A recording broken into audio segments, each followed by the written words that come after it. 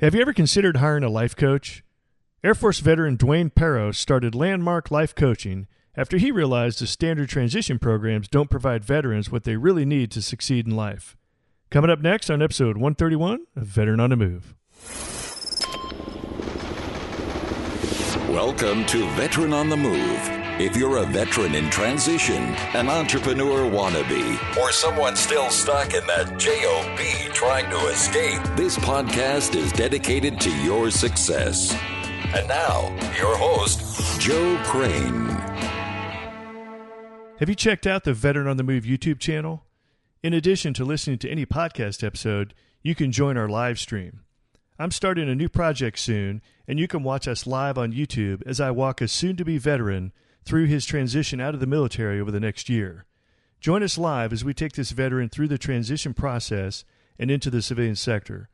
Also, these live streams will be archived on the Veteran on the Move YouTube channel to watch if you can't make it for the live airing. Make sure you subscribe to the Veteran on the Move YouTube channel, and you will be notified when we go live with our new project on transition.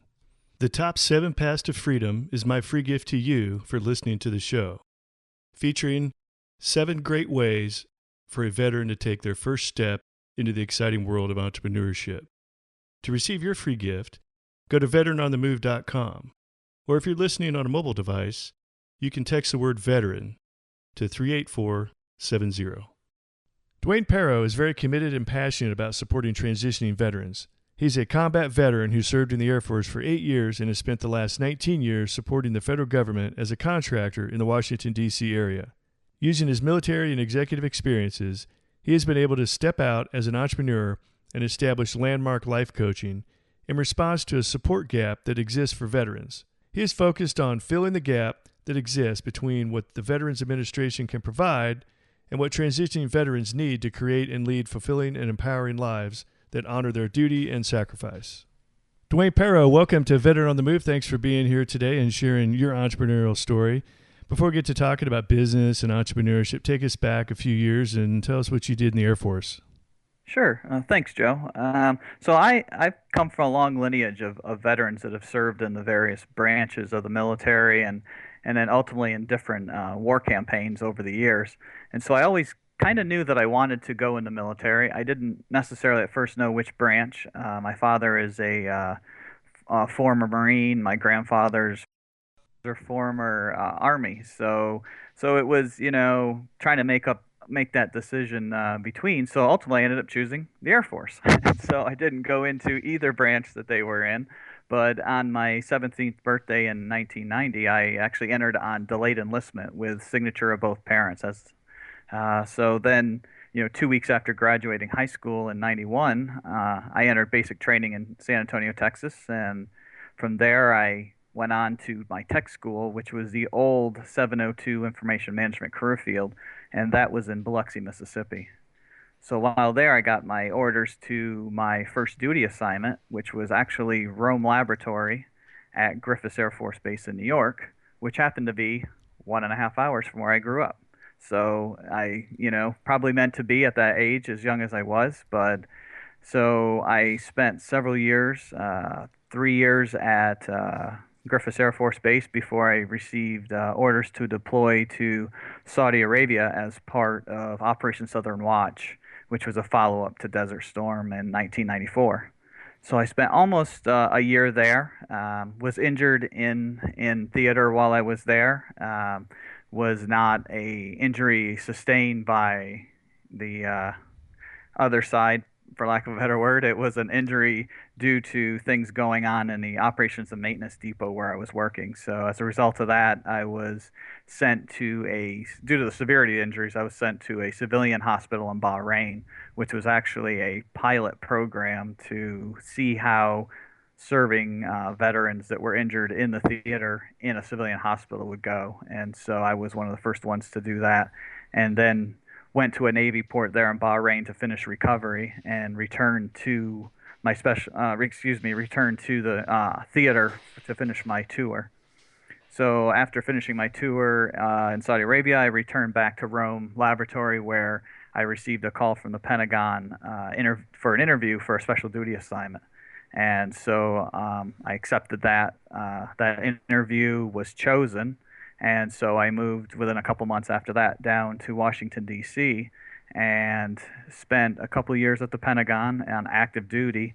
And then I decided that I wanted to get out of the military, but out of active duty, I should say, but still be part of the military. So I switched to, with commander's approval, I was chosen to separate and go into the Air Force Reserves, and the closest station for that was Dover, Delaware. So I commuted from where I lived in Virginia to Delaware for my reserve duty.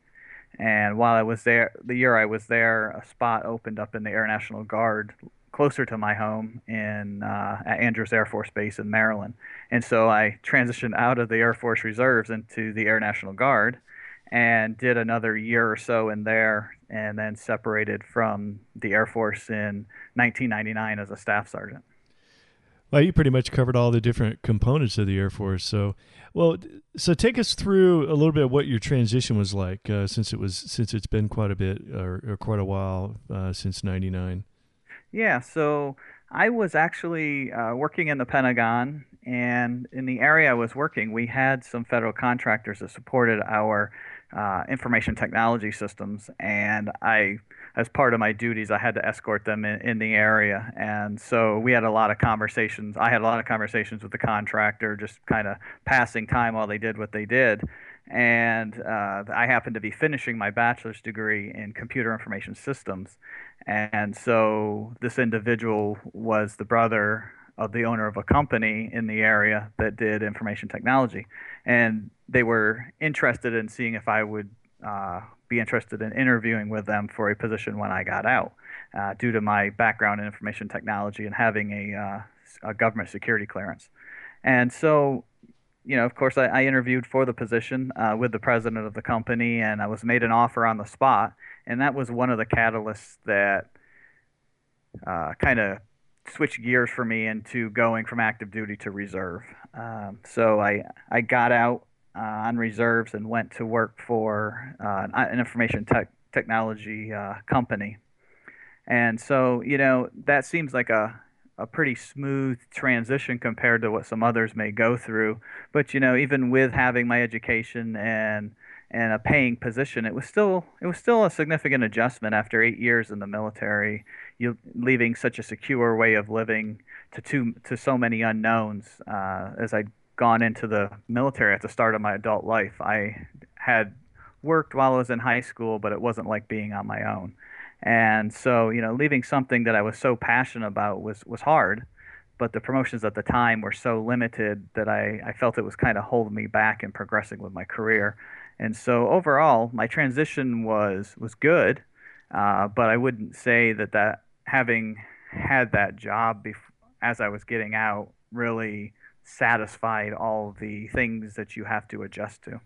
Oh yeah, I mean that's really a big one. Is okay, I'm going to have a paycheck coming in, but there's so many other things to transition beyond that. Like for example, let me ask: how long did you stay in that first job with the contractor that you went in right after you got off active duty? Yeah, so I actually ended up staying with him 10 years. And that's rare also. I mean, 10 years is a long time to stay with your first job when you get out of the military. That's incredible. Yeah, it is. It was a small company. It was really nice to have such a large role in an organization.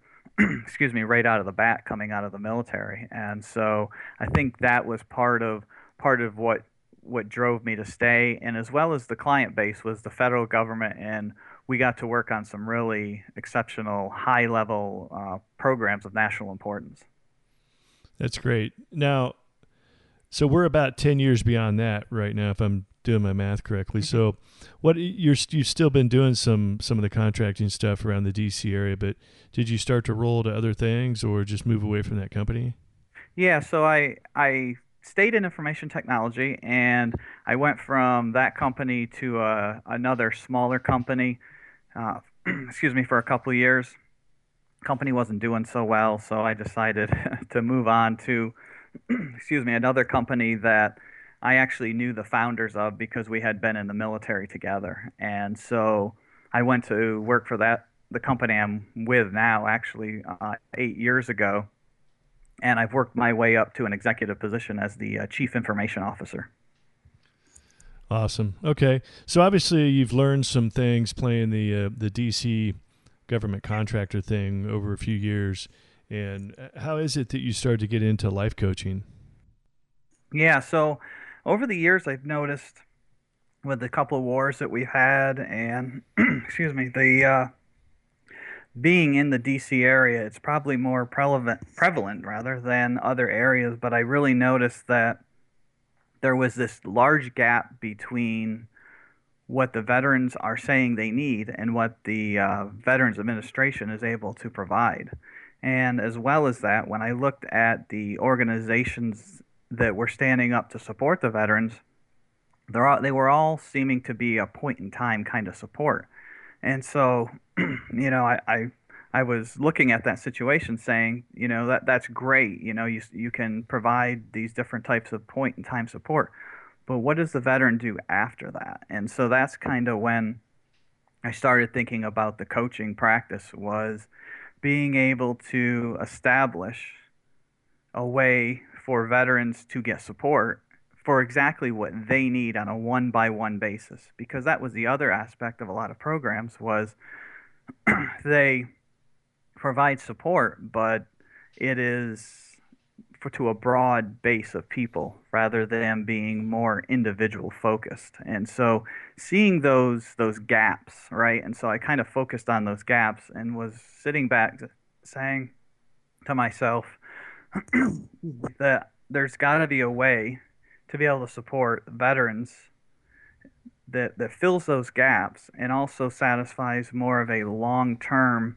approach rather than providing a week-long seminar or a week-long retreat or a place where you can go just to get resources. Yeah, I agree with you. I mean, there's a lot of great programs out there, transition programs, a lot of the DoD programs, even some of the mandatory stuff that we all have to go through when we get out, and a lot of it's good stuff, but they have to keep it very generic because it's got to be a one size fits all kind of program.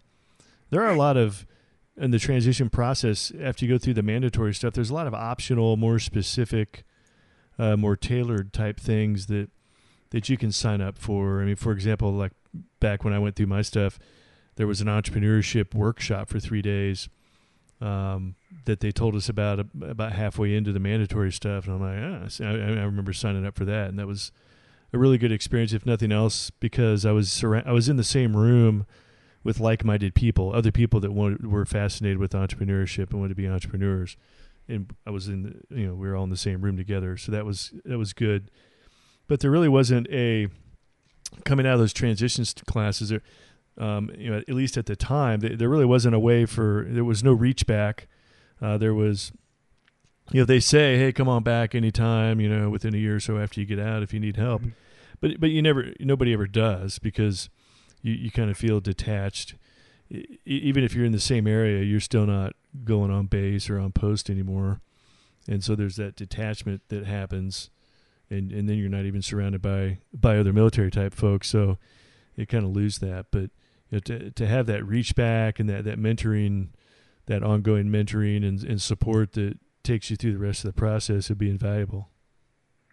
Yeah, exactly. And I think that's what life coaching provides, right? It provides you that avenue for, even if you're not partnering with a life coach all the time, which some people, they start with a life coach and it just kind of continues, and they're always looking to progress or achieve something. And so they have that constant contact. But as a life coach, I've had clients that I haven't worked with in months, and then all of a sudden, I'll contact them or they contact me and say, hey, I've got this, this new project I'm working on. I really could use some support in thinking through this. And so there's always that ability to reach back, when the individual needs it.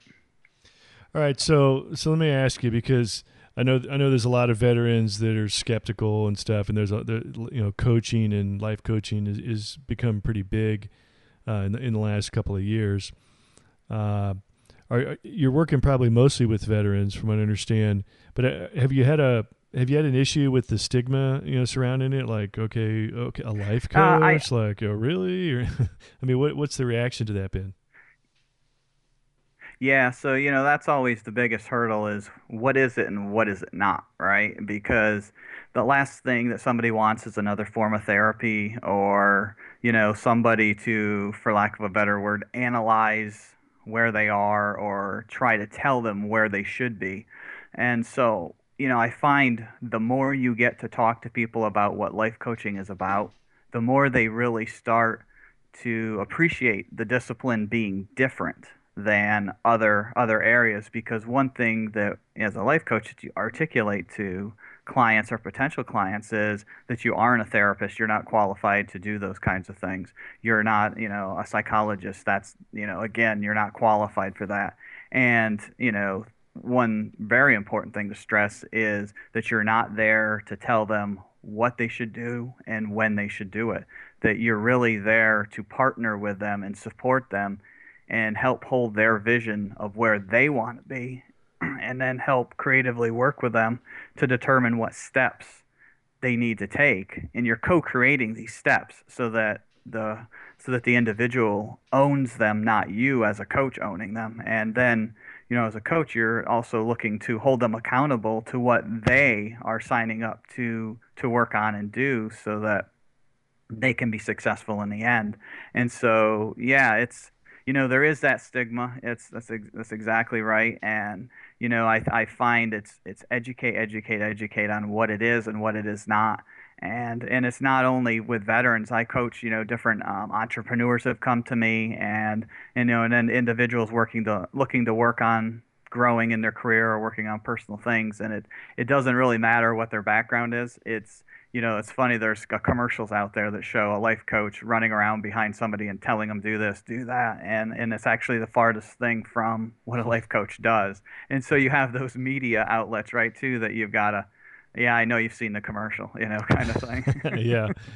Yeah. So, all right. So let's say a client gets past the whatever it may be, and he hires you as a life coach. I mean, with the people you've worked with so far, what are some of the big things that jump out at you that you usually end up having to get ironed out in the very beginning? Yeah, it's, some people's perception is, even after you explain, kind of what coaching is and how it can benefit them, one thing that I see routinely is when people first start with coaching, they expect when you have that 1 hour discussion twice a month, typically, that things are kind of going to become resolved. They're going to have some major change happen within that 60-minute conversation, when really the heavy lifting, the work being done by the client is between sessions. And really the sessions are to talk about how you're doing with it. Have you got any challenges, obstacles, any concerns? Have things changed? Maybe what you thought you wanted to be working on isn't what you want to be working on once you got into it. And so, that's one of the biggest ones. And another one is money, right? There's no insurance that covers getting a coach, right? And so it's kind of a shock to people when they think, when they realize or understand that there is a cost associated with it, and how much it is. And and really it varies how much you charge somebody, because that's typically what people want to do is, they'll hopefully interview multiple coaches, and they'll realize that fees vary widely.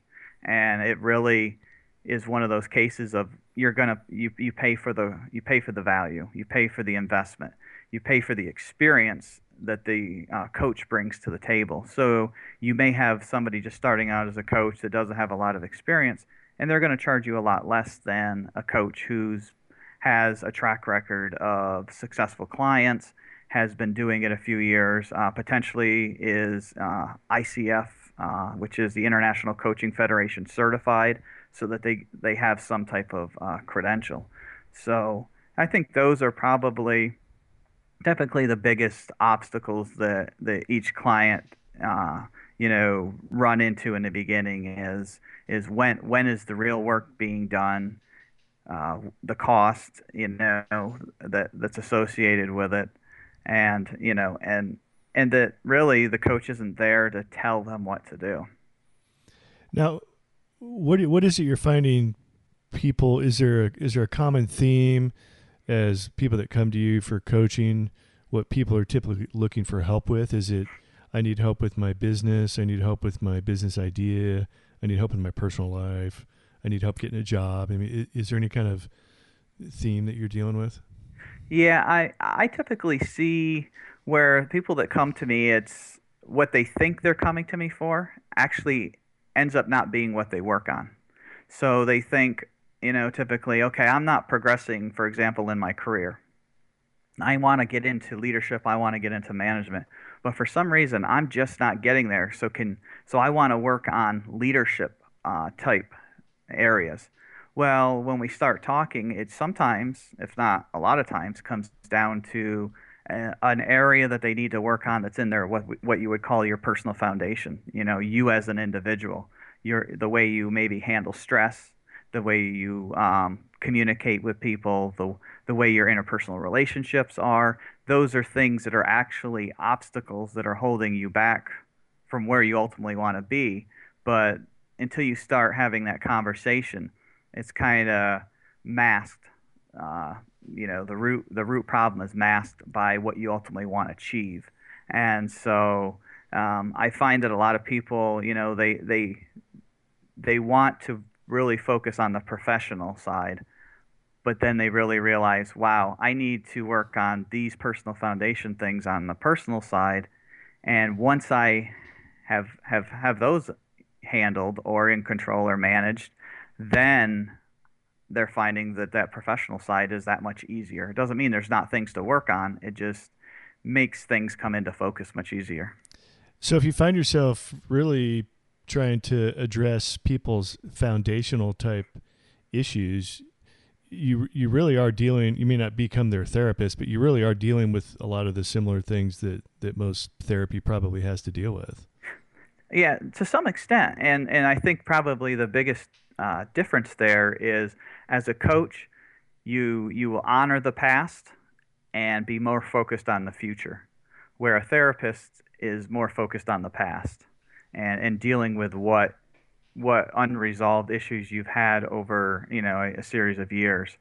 Where as a coach, typically somebody, not everybody obviously goes to a therapist, so but somebody who has at some point they kind of finish up what they're doing with a therapist, and then that's when a life coach can help them focus. Okay, you've cleared up the past. Now let's run to the future, right? Let's get to where you ultimately want to be, and partner with them to get to that point. So you with the personal foundation things, it's I need to be a better communicator. I need to get more organized.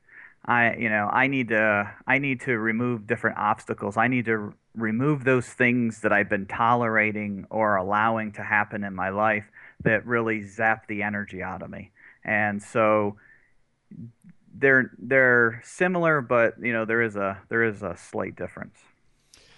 All right, so can you go into a little detail with us? I know you said about an hour a couple times a month.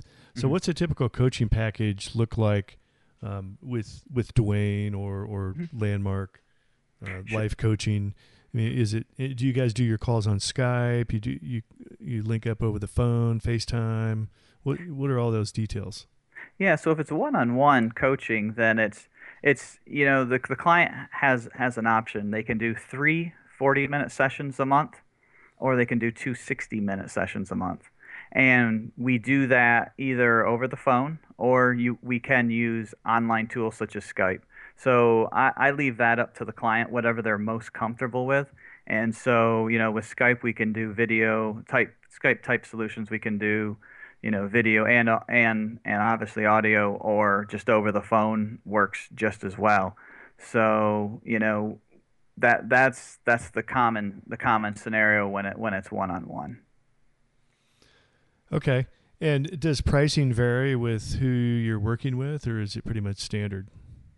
It's close, right? It's relatively standard. There are some individuals, some clients that want a lot more daily accountability or daily interaction. So I'll give an example. I had a client that was an entrepreneur, and he was having trouble staying focused and doing that quote unquote heavy lifting in between sessions.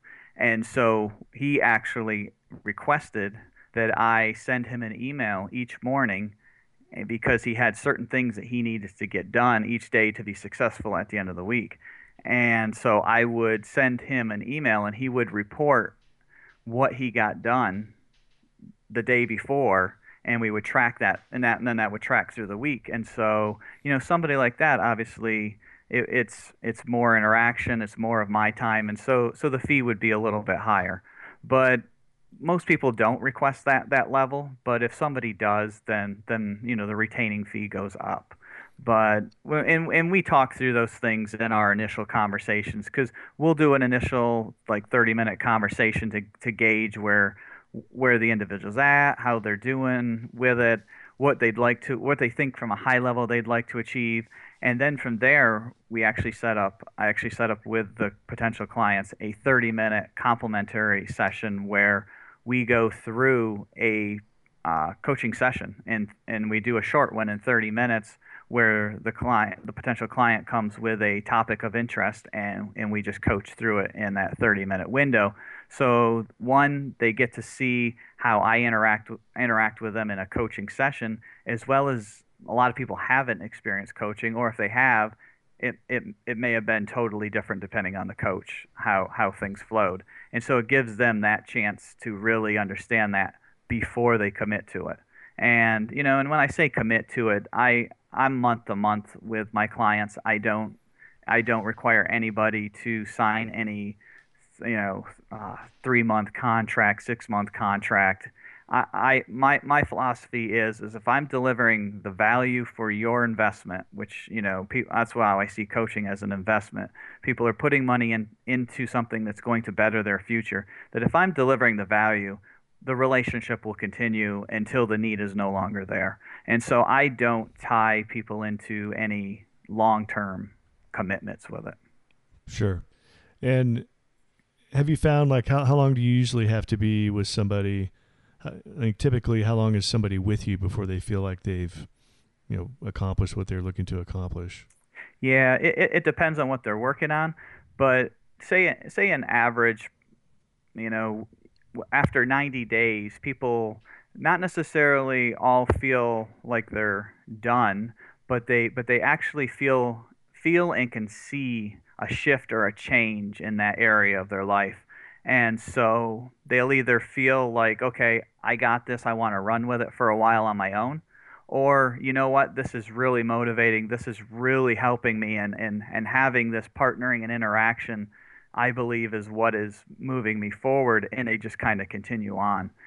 Some people will stay on for a long time, and some, 90 days they're like, okay, that was great. It really fit what I needed, but I'm really at a point now where I'm just kind of gonna move forward and see how things go. And they know if they need me, they can always reach back out, and we just continue from where we were.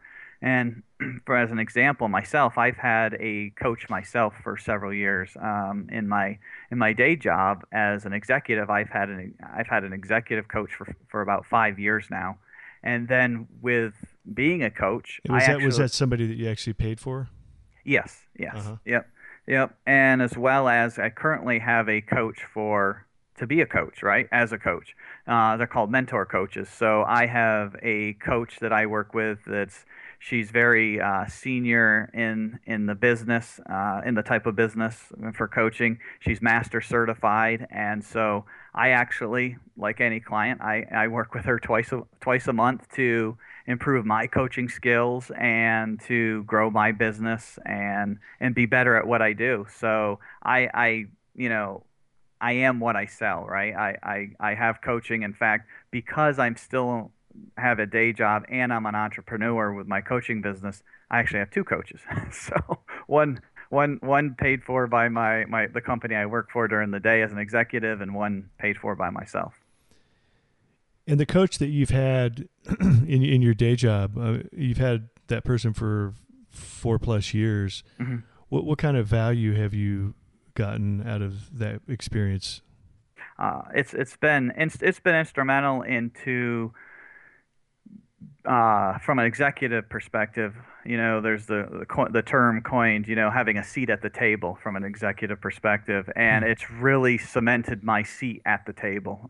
It's allowed me to grow that much quicker as an executive than I think I potentially could have on my own. And I do a lot of self-study and I do a lot of self-driven growth, but there's just things that I've gone through with my coach and they've been able to impart on me that allowed me to kind of leapfrog, cementing my seat at the executive table. I'm the first CIO in the company I work for, and so it was a newly established position. And so I really had to show the value to the organization that they had made the right choice, creating a position made sense, and two, that I was the right person for it.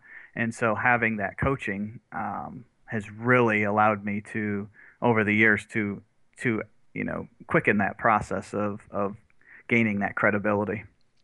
And the company you're working for actually is paying for your coach, or has paid for your coach all this time? Yeah, for the executive coach, yes.